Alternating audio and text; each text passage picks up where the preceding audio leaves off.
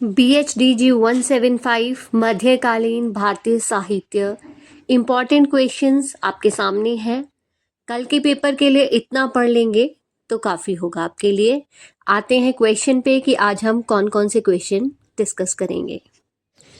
तो इसमें पहला जो क्वेश्चन है वो है भक्ति आंदोलन के समय सामाजिक और सांस्कृतिक परिस्थिति। इसमें हमें बताना है कि उस समय कैसी परिस्थितियां थी, क्या क्या होता था, क्या बदलाव हुए। उसके बाद है भक्ति काव्य की प्रमुख प्रवृत्तियां, तमिल भक्ति काव्य का सामाजिक संदर्भ, संत तुकाराम के काव्य का दार्शनिक, चंडीदास की काव्य विशेषता, प्रेमाश्रय सूफी काव्य, भारत में कृष्ण भक्ति काव्य विकास और भक्ति आंदोलन की सीमाएं। ये सारी हैं जो आज हम इसमें डिस्कस करने वाले हैं। तो सबसे पहले हम आ जाएंगे कि भक्ति आंदोलन के समय सामाजिक और सांस्कृतिक परिस्थिति। तो इसको डिस्कस करते हैं हम क्वेश्चन को। तो इसमें भक्ति आंदोलन जो था वो लगभग 800 से 1700 ईस्वी के बीच दौरान हुआ, जिसमें भारतीय समाज में जातिगत भेदभाव, कर्मकांडों और ब्राह्मणवादी वर्चस्व के खिलाफ एक बड़ा सामाजिक सांस्कृतिक बदलाव आया, जिसने सामाजिक समानता, व्यक्तिगत भक्ति और स्थानीय भाषाओं में साहित्य संगीत के विकास पर जोर दिया। महिलाएं और निम्न जाति के लोग भी सक्रिय हुए, जिससे समाज में मानवतावाद और सामुदायिक भाववाद की भावना बढ़ी। हालांकि सामंती संता और पखंड भी मौजूद थे। तो इसमें जो जो बदलाव हुए उसकी जो सामाजिक परिस्थितियां हैं वो है सोशल कंडीशंस, जाति व्यवस्था पर प्रहार हुआ, सामाजिक असमानता आई, महिलाओं की भूमिका इसमें अहम रही और आडंबरों का विरोध हुआ। भक्ति आंदोलन में जाति पाति, ऊंच नीच और वर्ग भेद को चुनौती दी। संतों ने बताया कि ईश्वर की भक्ति के लिए किसी जाति या लिंग का भेद नहीं है, जिसमें निम्न वर्ग और महिलाओं को सम्मान मिला। उसके बाद सामाजिक असमानता जो थी, समाज रूढ़ियों और असमानताओं से भरा था, जहां निम्न जातियों का जीवन दयनीय था। भक्ति आंदोलन ने स्थिति को बदलने और सामाजिक समरसत्ता को लाने का काम किया। महिलाओं की भूमिका, इस आंदोलन में सक्रिय भूमिका महिलाओं ने निभाई, जिससे उनका दर्जा ऊंचा हुआ और समाज में उनके प्रति दृष्टिकोण बदल गया।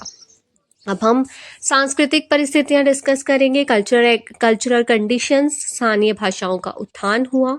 संस्कृत के स्थान पर हिंदी, तमिल, कन्नड़, तेलुगु, अवधी, ब्रज जैसी क्षेत्रीय भाषाओं में भक्ति ग्रंथ लिखे गए, जिससे साहित्य आम लोगों तक पहुंचा और भाषाई विकास हुआ। साहित्य और संगीत का अगर हम बात करें तो कविता, संगीत और नाटकों का भरपूर विकास इस जो ईस्वी में हुआ, जिसमें सूरदास, तुलसीदास, कबीर जैसे कवियों ने भक्ति काव्य रचा। कलाओं का विकास हुआ, मूर्तिकला, चित्रकला और वास्तुकला में भी प्रगति हुई, जिसमें भारतीय और ईरानी शैलियों का समन्वय दिखा। तो इस प्रकार के अगर हम ये जो पॉइंट्स है वो हमने याद रखने हैं। स्थानीय भाषाओं का उत्थान, साहित्य और संगीत, कलाओं का विकास, जो जो उस टाइम की जो कल्चर कंडीशंस जो बड़ी थी वो सब इसमें हमने डिस्कस करनी है और बताना है। मतलब अगर आपने थोड़ा सा भी पढ़ा है ना, इसमें थोड़ा सा भी इसके बारे में आप एक बार रीड कर लेते हो, कहीं से सुन लेते हो, तो आपके माइंड में आता है कि नहीं ये हमने पढ़ा था। और उसके बाद इसमें कलाओं का विकास हुआ, जिसमें मूर्तिकला, चित्रकला अभी मैंने बताया आपको, और सामुदायिक भावना जैसे लंगर सेवा, निस्वार्थ सेवा जैसी अवधारणाओं ने सामुदायिक एकजुटता और परोपकार को बढ़ावा दिया, जिससे लोगों में अपनत्व यानी अपनेपन की भावना जागी, एक दूसरे के प्रति ईर्ष्या कम हुई, लोग एक दूसरे को मतलब जाति पाति का भेद काफ़ी इसमें कम हुआ। तो इस काल में संक्षेप में अगर हम बात करें तो भक्ति आंदोलन मध्यकालीन भारत की सामाजिक सांस्कृतिक रूढ़ियों को तोड़ने वाला एक महत्वपूर्ण आंदोलन था।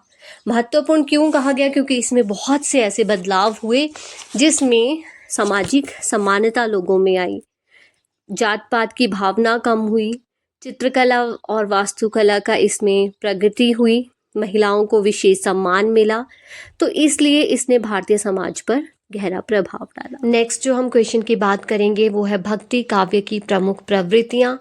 भक्ति काव्य की प्रमुख प्रवृत्तियों में ईश्वर के प्रति प्रेम व समर्पण, सामाजिक समानता का प्रचार हुआ, सरल व जन सुलभ भाषा जैसे ब्रज, अवधी, नैतिकता व सादगी पर जोर दिया गया और निर्गुण सगुण यानी ज्ञान प्रेमी, प्रेमार्गी, राम भक्ति, कृष्ण भक्ति जैसी काव्य धाराओं का विकास शामिल है, जिसमें व्यक्तिगत अनुभव और भावनात्मक जुड़ाव महत्वपूर्ण था और जिनका लक्ष्य जन जन तक भक्ति पहुंचाना और लोक कल्याण यानी लोक मंगल था। प्रमुख प्रवृत्तियां जो इसकी थी वो है ईश्वर के प्रति अनन्य प्रेम और समर्पण, सामाजिक समानता और समन्वय, सरल लोक भाषा का प्रयोग। तो पहले हम इन 3 को डिस्कस करेंगे, बाकी 3 हम और बाद में डिस्कस करेंगे। तो जो ईश्वर के प्रति अनन्य प्रेम और समर्पण की यदि हम बात करें तो ये इसकी प्रमुख प्रवृत्तियों में से एक है। इसमें भक्ति काव्य की केंद्रीय भावना थी, जिसमें भक्त ईश्वर को ही एकमात्र प्रियतम, सखा या स्वामी मानते थे। मतलब वो जो भी कुछ है बस भगवान को ही मानते थे। और दूसरा है सामाजिक समानता और समन्वय, जाति, वर्ण और लिंग भेद को नकारते हुए सभी को भक्ति के समान अधिकार दिए गए, जिससे समाज में समरसता बढ़ी। और सरल लोक भाषा का प्रयोग किया गया। संतों और कवियों ने संस्कृत के बजाय अवधी, ब्रज भाषा और अन्य क्षेत्रीय भाषाओं का प्रयोग किया ताकि आम जनता उनकी बात को समझ सके। तो ये बहुत ही आसान जो पॉइंट्स हैं इनको आपने पढ़ के जाना है, और अगर आप पॉइंट्स भी पढ़ोगे तो आपका जो है ये सॉल्व हो जाएगा क्वेश्चन। और नेक्स्ट है निर्गुण और सगुण धाराएं। निर्गुण धारा निराकार ब्रह्मा यानी कबीर और प्रेम मार्ग जायसी पर केंद्रित है। निराकार ब्रह्मा कबीर जी ने का लिखा है और जायसी का है प्रेम मार्ग। सगुण धारा में राम तुलसीदास जी ने लिखा है और कृष्ण सूरदास मीराबाई के साकार रूप की उपासना, जिसमें दास्य भाव तुलसी जी और माधुर्य भाव सूर प्रमुख थे। लोक मंगल और लोक कल्याण तुलसीदास जैसे कवियों ने रामचरितमानस के माध्यम से समाज और व्यक्ति के कर्तव्य बोध, नैतिक आदर्शों और लोक मंगल की स्थापना की। तो ये इसके जो पॉइंट्स है निर्गुण और सगुण धाराएं जो है इसमें आपने 2 पॉइंट्स बनाने हैं। एक में आप निर्गुण धारा लिखोगे और दूसरे में सगुण धारा। उसमें आप बताएंगे कि किसने क्या कब लिखा, जैसे कौन कौन से निर्गुण धारा के जो थे वो कौन कौन थे और सगुण धारा के कौन कौन थे। तो नेक्स्ट जो इसका पॉइंट है नैतिकता और सादगी। आडंबरों का खंडन कर साधारण जीवन, सदाचार और नैतिकता पर बल दिया गया। भक्ति का लोक प्रचार किया गया। संतों ने गांव-गांव जाकर भक्ति का संदेश फैलाया और भजन कीर्तन पद शैली के माध्यम से भक्ति को लोकप्रिय बनाया। उसके बाद है व्यक्तिगत अनुभव की प्रधानता। भक्ति में व्यक्तिगत आस्था, अनुभूति और ईश्वर से सीधा जुड़ाव महत्वपूर्ण था, जो काव्य में भावनात्मक गहराई लाता था। अंत में अगर हम इसके पूरे संक्षेप की बात करें तो भक्ति काव्य भारतीय साहित्य का स्वर्ण युग था, जिसमें धर्म, समाज और साहित्य को जन जन से जोड़ा। तो ओवरऑल अगर हम बात करें तो जो भक्ति काव्य में, इसमें भक्ति काव्य में भारतीय साहित्य का स्वर्ण युग मतलब सोने के समान एक युग था, जिसने धर्म को भी जोड़ा, धर्म और समाज और साहित्य को जन जन से जोड़ा, सबके लिए इक्वल जो है। इसमें नेक्स्ट जो क्वेश्चन हम डिस्कस करेंगे वो है तमिल भक्ति काव्य का सामाजिक संदर्भ। ये सारे जितने भी क्वेश्चन हम डिस्कस कर रहे हैं ये सब आपने पढ़ के जाने हैं, पेपर में आ सकते हैं। तो शुरू करते हैं। तमिल भक्ति काव्य 7वीं से 10वीं सदी का सामाजिक संदर्भ यह था कि इसमें आम जनता को सीधे देवताओं जैसे शिव और विष्णु से जोड़कर ब्राह्मणवादी कर्मकांडों और जाति व्यवस्था की जटिलताओं को चुनौती दी।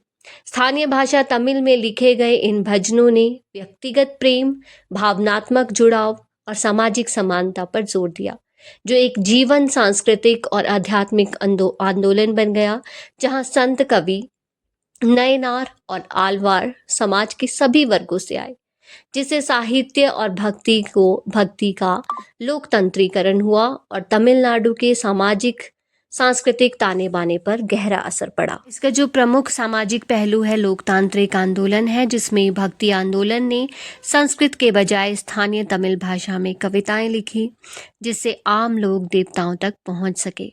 अपनी भाषा में कविताएं वगैरह लिखने से एक फ़ायदा यह होता है वो हमें आसानी से समझ आ जाती है, जिस कारण वहाँ पे जो लोग हैं वो आम लोग जो है देवताओं तक पहुँच सके।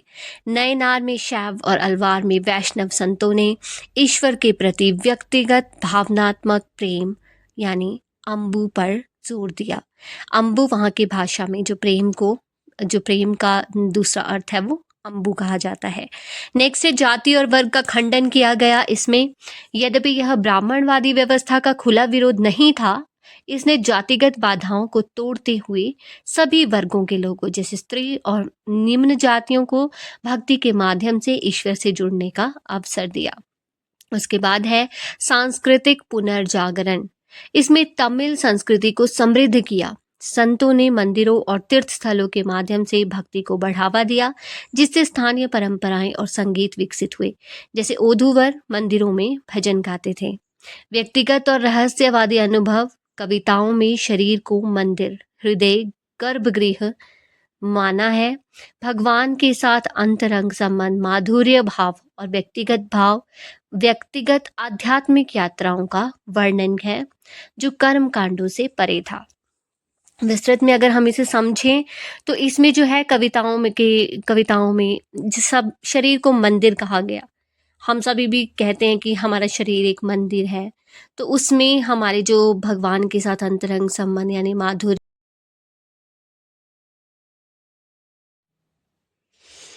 नेक्स्ट जो हमारा पॉइंट है इसमें सामाजिक सुधार। भारतीदासन जैसे बाद के कवियों ने कविता का उपयोग सामाजिक सुधार जैसे नारीवाद और स्वतंत्रता और तमिल भाषा की शुद्धता के लिए एक शक्तिशाली माध्यम के रूप में किया, जो भक्ति परंपरा से प्रेरित था। संक्षेप में यदि हम बात करें तो तमिल भक्ति काव्य ने समाज को धार्मिक और सांस्कृतिक रूप से एकीकृत किया, ईश्वर से सीधा संबंध स्थापित किया और तमिल पहचान तथा भाषा को एक नया सशक्त सामाजिक सांस्कृतिक आयाम दिया। नेक्स्ट क्वेश्चन है हमारा संत तुकाराम के काव्य का दार्शनिक।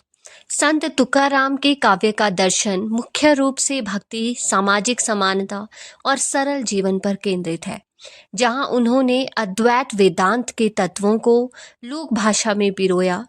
उन्होंने कर्म कांडों और जातिवाद का खंडन करते हुए ईश्वर भक्ति को सर्वोच्च बताया, मानव जीवन की गरिमा और सब प्राणियों की समानता पर जोर दिया तथा सांसारिक सुखों से ऊपर उठकर परमार्थ में के शाश्वत सुख की ओर बढ़ने का उपदेश दिया, जो उनके अभंगों यानी भक्ति कविताओं में झलकता है।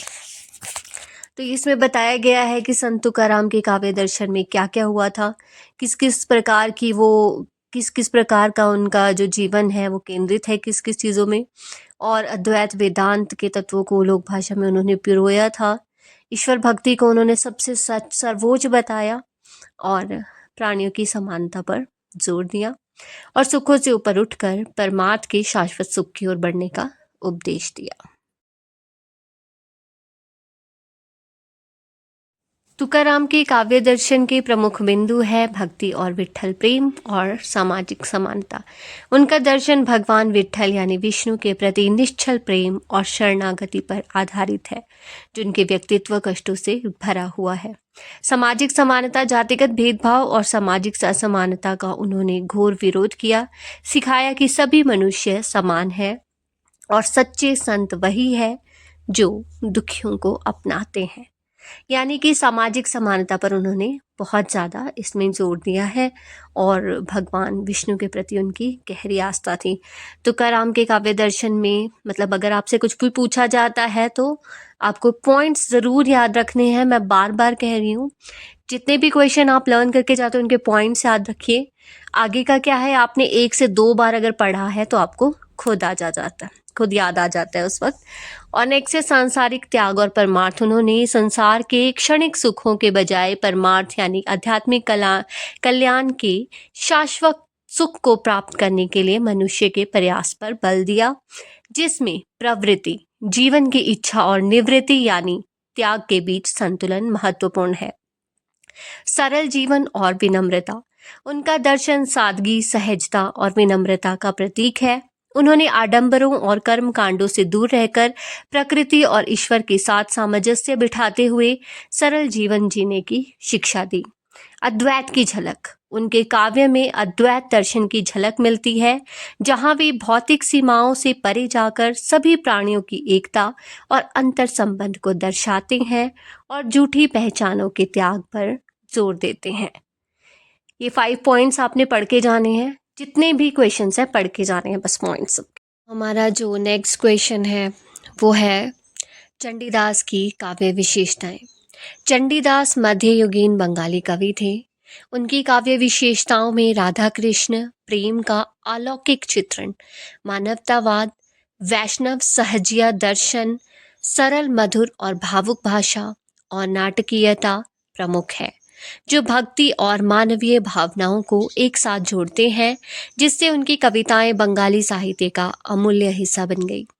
प्रमुख काव्य विशेषताएं उनकी है, पहली है राधा कृष्ण प्रेम का अद्वितीय चित्रण। उन्होंने राधा और कृष्ण के प्रेम को दिव्य और सांसारिक भावनाओं के संगम के रूप में चित्रित किया, जो आत्मा और परमात्मा के मिलन का प्रतीक है। उनके प्रेम गीत बहुत लोकप्रिय हुए।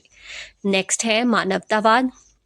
चंडीदास ने मनुष्य को जीवन का सबसे बड़ा सत्य माना, जैसा कि उनकी प्रसिद्ध पंक्ति साबार ऊपर मानुष सत्य, ताहर ऊपर नाही, मनुष्य सबसे ऊपर है, उससे ऊपर कुछ भी नहीं से स्पष्ट होता है। तो ये चंडीदास की जो काव्य विशेषताएं हैं ये आपने याद करके जानी है। बहुत ही ज़रूरी प्रश्न है, टिप्पणियों में भी आ सकता है और ऐसे भी आ सकता है, तो ये आप याद करके जाएं। सारे प्रश्न जितने भी करवाए गए हैं सभी ज़रूरी है और एक बार पढ़ के ज़रूर जाएं, पढ़ के नहीं तो सुन के जाएं, जैसा भी आपको ठीक लगे, लेकिन रीडिंग करोगे तो ज़्यादा बेटर रहेगा, क्योंकि रीड करने से ना हमारे दिमाग में रहता है कि हाँ हमने ये पढ़ा था कहीं ना कहीं, तो उससे रिलेटेड कुछ भी आ जाता है तो हम इजीली कर सकते हैं। मानवतावाद के बाद नेक्स्ट इसकी जो अगली विशेषता है वो है वैष्णव सहजिया दर्शन। उनकी कविताओं में वैष्णव सहजिया परंपरा का प्रभाव दिखता है, जो प्रेम के माध्यम से ईश्वर तक पहुंचने का मार्ग बताती है। यह प्रेम वासना से परे, पवित्र और आध्यात्मिक होता है। सरल और भावुक भाषा। उन्होंने अपनी कविताओं में सरल रोग प्रचलित बंगाली भाषा का प्रयोग किया, जिससे गहरे भाव भी आसानी से व्यक्त हो गए। उनकी भाषा में माधुर्य और पवित्रता है। नाटकीयता और कथात्मकता। उनके ग्रंथ श्री कृष्ण कीर्तन में एक प्रबंधात्मक शैली है, जो प्राचीन यात्रा, नाट्य और पांचाली काव्य का मिश्रण है, जिसमें कई सहायक पात्रों जैसे धोबिन रामी का अद्भुत प्रयोग है। भक्ति और प्रेम का समन्वय। उनकी रचनाएं भक्ति और प्रेम के सुंदर समन्वय का उदाहरण है, जहां आत्मा का प्रेम परमात्मा के प्रति समर्पण के रूप में प्रकट होता है। नेक्स्ट है आध्यात्मिक गहराई। उनकी कविताओं में प्रेम की पवित्रता, समर्पण और आध्यात्मिक अनुभव की गहराई है, जो उन्हें अन्य कवियों से अलग करती है। संक्षेप में यदि हम बात करें तो चंडीदास ने अपनी कविताओं में मानवीय प्रेम और दैवीय प्रेम के बीच की रेखा को धुंधला कर दिया और भक्ति काव्य को एक नई दिशा दी।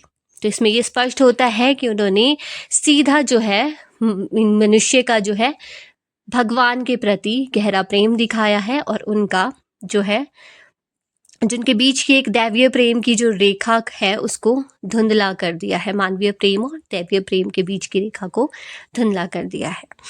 तो अभी ये वीडियो बहुत लंबी हो गई है। हमारे 3 क्वेश्चन और रहते हैं, जिसमें भक्ति आंदोलन की सीमाएं, भारत में कृष्ण भक्ति काव्य का विकास और प्रेमाश्रय सूफी काव्य के बारे में आपको विस्तार से बताऊंगी। लेकिन ये वीडियो बहुत बड़ी हो रही है तो यहाँ पे हम इसको स्टॉप करेंगे, और ये जो 3 क्वेश्चन हैं ये छोटे छोटे शॉर्ट्स में मैं आपको अपलोड करती हूँ अभी, तो आप इसको भी एक बार देख के जाइएगा। और वीडियो को पूरा देखने के लिए थैंक यू सो मच। पढ़ के जाओगे, एक बार सुन के जाओगे तो भी आपका पेपर अच्छे से हो जाएगा।